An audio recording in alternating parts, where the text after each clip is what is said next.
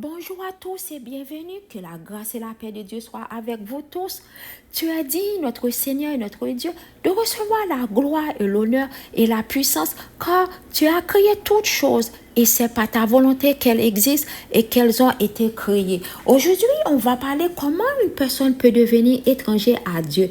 Être étranger à Dieu signifie être rendu étranger à lui à cause de notre péché.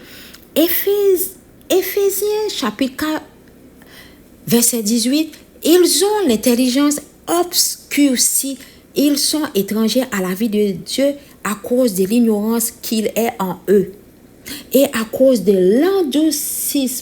l'endurcissement de leur cœur. Le péché peut endurcir nos cœurs et nous éloigner davantage de Dieu, nous empêchant de recevoir son amour et sa grâce.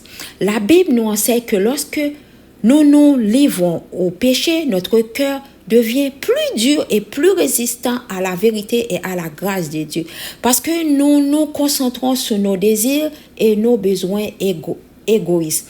À cause de nos péchés, nous étions ennemis de Dieu. Romains chapitre 5, verset 10. Nous nous détournons vers le monde où vous marchiez selon le train de ce monde. Souvenez-vous que vous étiez en ce temps-là sans Christ, étrangers aux alliances de la promesse, sans espérance et sans Dieu dans le monde. Éphésiens chapitre 2, verset 12. Mes frères et sœurs, détachez-vous vers le monde et tournez-vous vers Dieu. Sans Dieu, le diable t'aveuglera pour rester dans le monde. Tu ne peux pas vivre indépendant sans Dieu. Sinon, le diable te liera ou t'aveuglera afin de te garder dans le monde. En conséquence, vous commencez à faire des choses qui ne plaisent pas à Dieu. Le diable, son but est de vous empêcher de voir la lumière et la vérité de Dieu. Par conséquent, tu vivras sous l'empire du péché et tu deviendras étranger à Dieu, ennemi de Dieu. C'est un piège de l'ennemi. À la fin, le péché te tuera.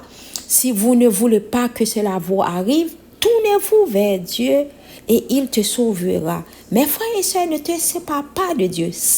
Car sans lui, l'ennemi nous piégera dans les péchés.